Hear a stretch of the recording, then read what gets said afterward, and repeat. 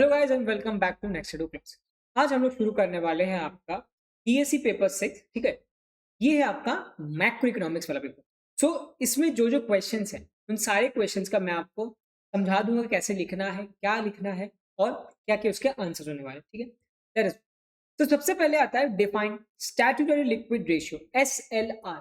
Statutory liquid ratio का मतलब है कि net deposits, net demand deposit as well as net liabilities, net time liabilities of the banks को certain percentage इनका इनका certain percentage in the form of liquid assets रखना पड़ता है, in the form of gold, government securities, उसका government bonds, cash।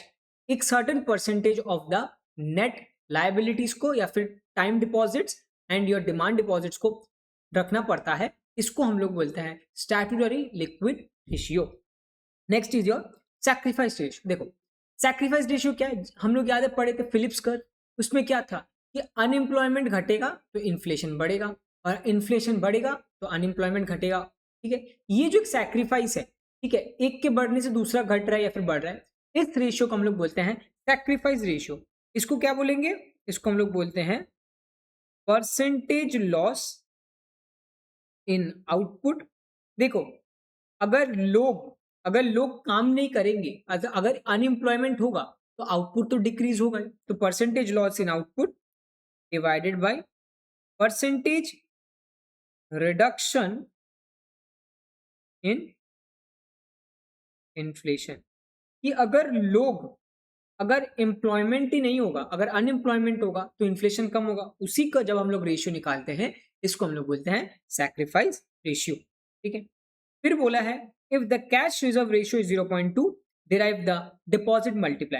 Deposit multiply is nothing but 1 by CRR, which is equals to 1.0.2, which is equals to 5। मतलब अगर मैंने 1000 रुपया deposit किया तो आफ्टर दिस क्रेडिट क्रिएशन या फिर मनी क्रिएशन वाला पार्ट मेरा वो 1000 रुपया कितना बनेगा, 1000 रुपया आपका बन जाएगा 5000 रुपया। ठीक है, determine the shape of the IS curve when investment is perfectly inelastic मतलब चेंज इन इन्वेस्टमेंट जो होगा, change in investment with respect to interest rate is zero. मतलब इंटरेस्ट रेट कुछ भी क्यों ना हो, मेरा जो इन्वेस्टमेंट होगा वो क्या होगा, जीरो होगा।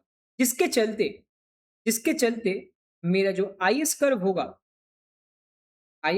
वो होगा क्या, वो होगा आपका वर्टिकल। क्या होगा वो, वर्टिकल। ऐसे होगा मेरा IS कर्व जब मेरा इंटरेस्ट इनइलास्टिक है, इंटरेस्ट इनइलास्टिक। नेक्स्ट क्वेश्चन बोला है is there a relationship between supply shock and stagflation. Yes, there is a relationship between supply shock and stagflation.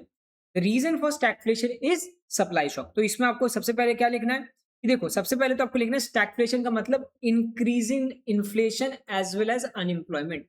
Increasing inflation as well as unemployment को हम लोग बोलते हैं stagflation. ठीक है, तो यहाँ पे क्या होता है, देखो सप्लाई शॉक हुआ, डिमांड सप्लाई। ठीक है, अब सप्लाई शॉक आने के चलते देखो तो प्राइस लेवल बढ़ा और आउटपुट भी तुम्हारा डिक्रीज हुआ। रुक जाओ,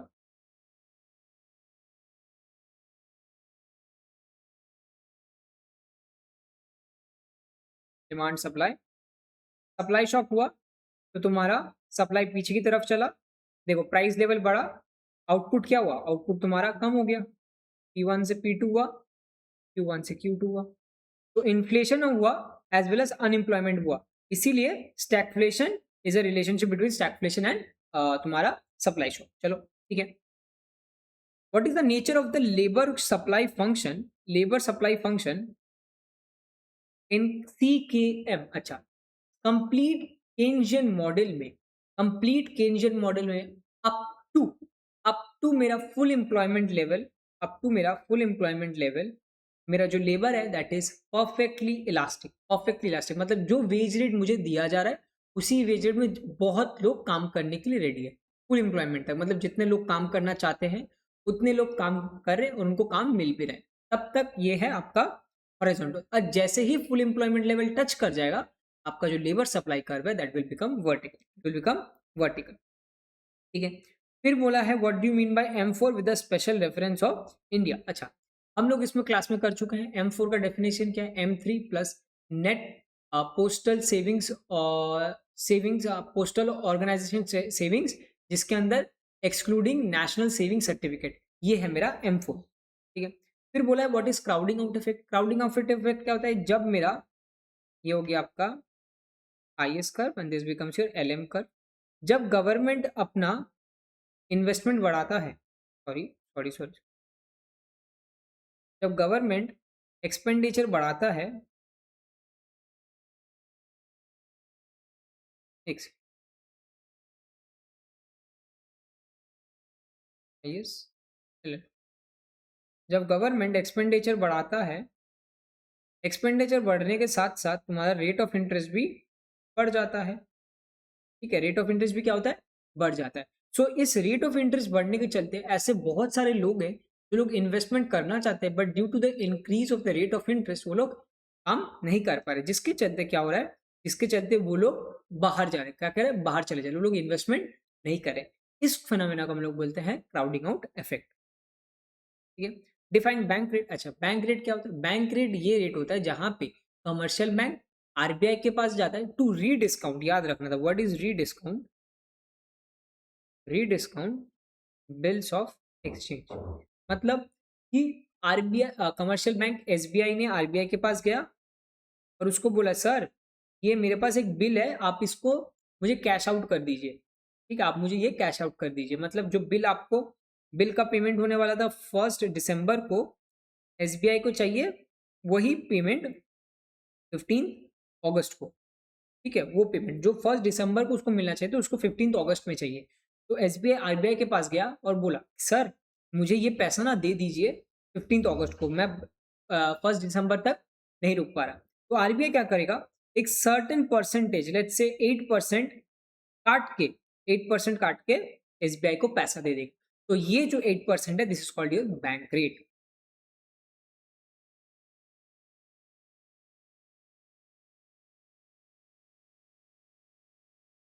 What is deflation? Deflation is nothing but reduction in inflation. Reduction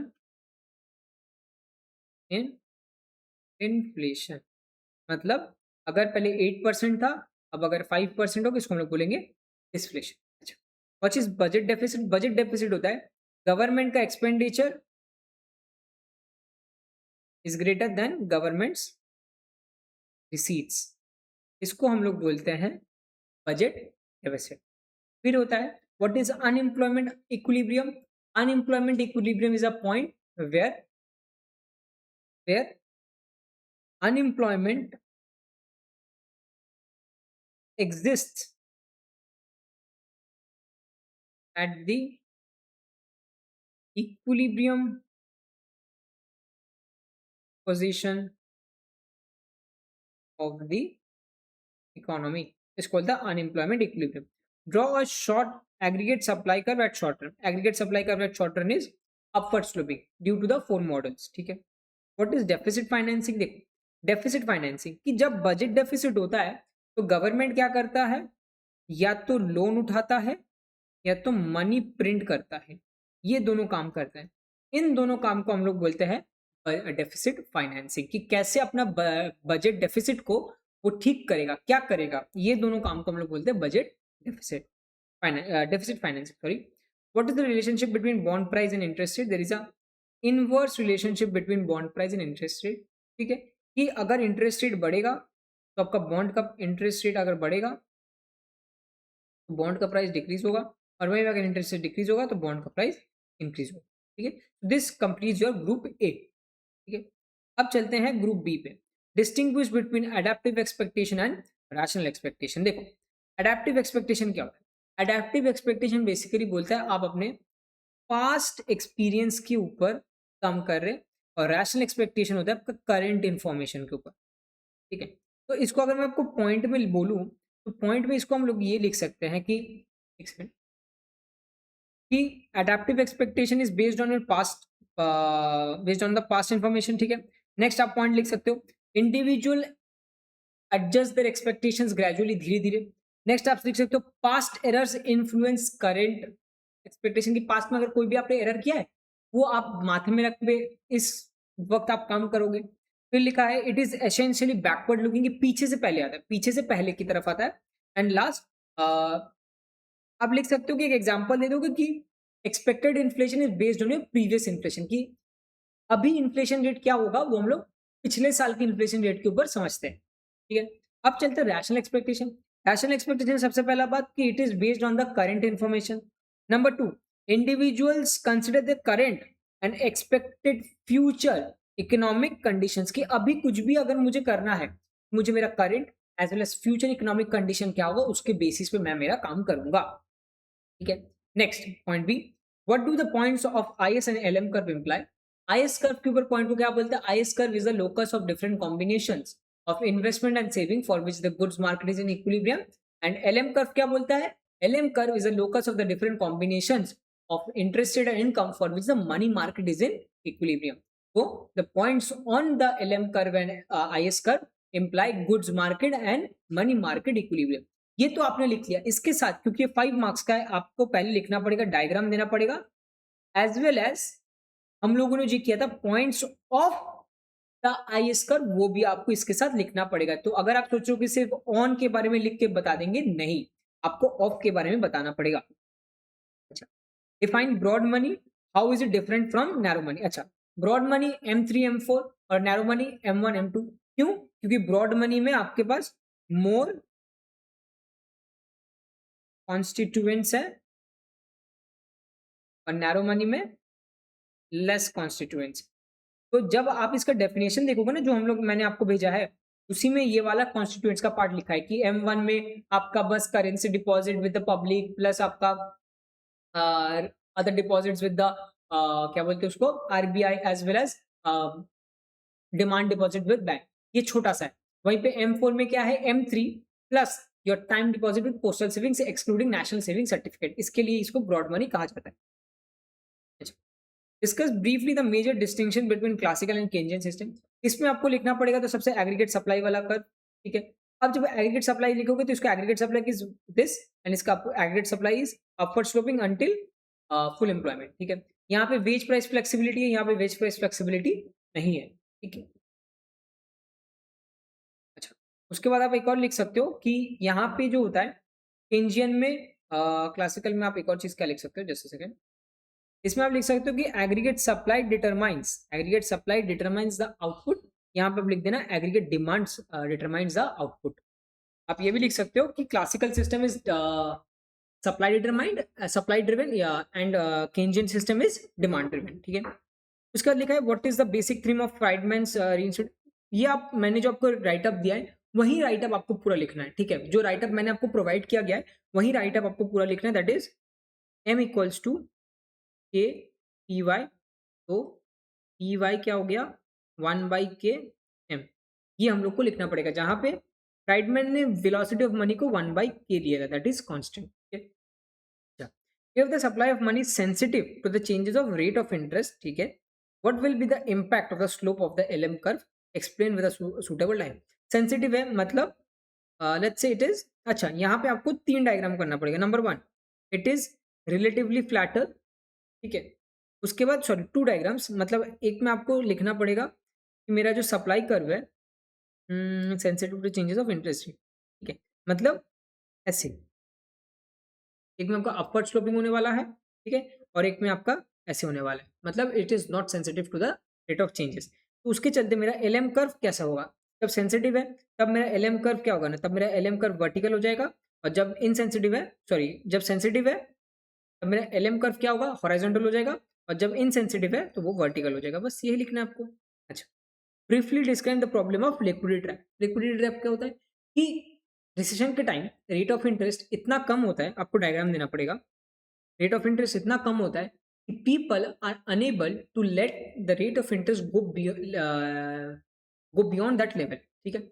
even though government uses monetary policy to decrease the rate of interest such that new investment comes to the economy, it does not decrease because the people have the expectation that the rate of interest will not go further down but rather it will increase, because of which there is a liquidity trap, that the people prefer holding more money than bonds because they think that bond prices may decrease later on। okay, ये लिख लेना।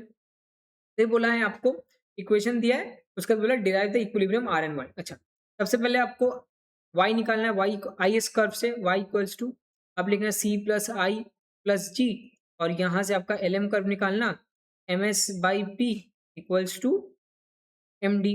ठीक है, यहाँ से आप निकाल सकते हो y इक्वल्स टू कितना 30 plus 0.8y plus 100 minus R plus 70, और यहाँ पे हो गया 200 by 1 equals to 0.5y plus 50 minus 2r।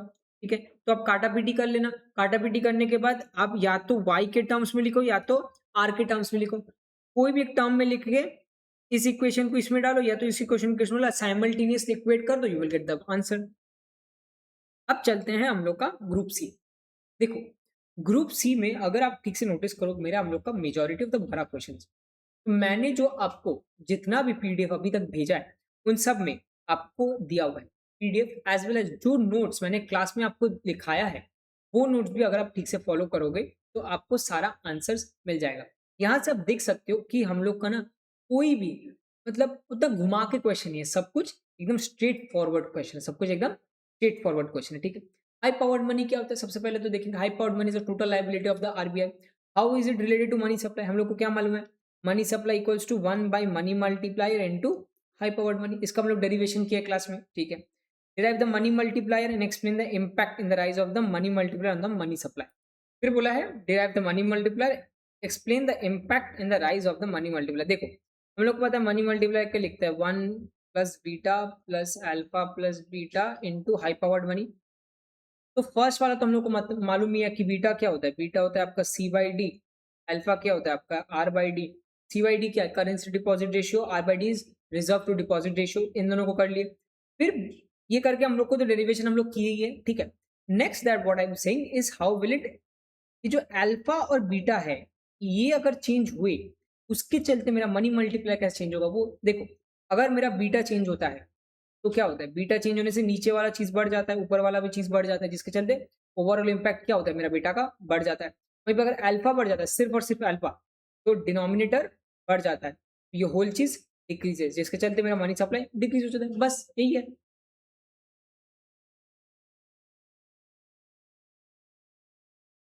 Next बोला determine the impact of government expenditure in equilibrium income and rate of interest in isolation model in a closed economy with a lump sum tax.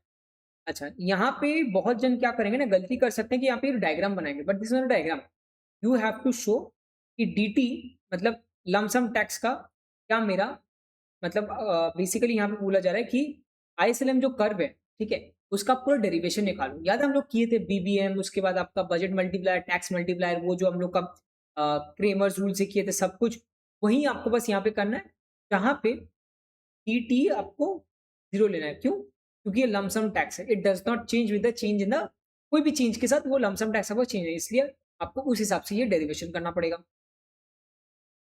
Next बोला गया है कि what will happen if the investment is perfectly interest inelastic, perfectly interest inelastic मतलब 0, मतलब हम लोग का जो D Y by D G होगा उसमें आपका जो आई प्राइम जिस पार्ट में होगा, मतलब लेट्स से डिनोमिनेटर में है और अगर 0 है तो D Y by D G आपका इन्फिनिटी हो जाएगा, और वहीं पे अगर आई प्राइम आपका न्यूमिनेटर में है तो आपका वो क्या हो जाएगा, D Y by D G आपका 0 हो जाएगा। बस यही करना है आपको, मतलब आपको ये वाला क्वेश्चन इज फुल डेरिवेशन। फिर बोला गया है डिफाइन बैलेंस। अच्छा, ये तो हम लोग किए ही है कि बीबीएम निकाले, बीबीएम में क्या है, EG sorry EG equals to D मतलब change in government expenditure equals to change in government tax, बस उसी को लेकर हमको पूरा डेरिवेशन करना है जो कि हम लोग किए हुए हैं। When investment is a positive function of income मतलब I dash Y is equal to positive. ठीक है, हम लोग आई डैश आर करते हैं, ठीक है, यहाँ पे आई डैश वाई लेके करना है जो कि मोरलेस इजी होगा, मतलब डी आई आपको निकालना पड़ेगा, डी आई वाई निकालना पड़ेगा। ठीक है, चलिए ये भी हो गया। नेक्स्ट चलते हैं, why is the short term Phillips curve negative Phillips because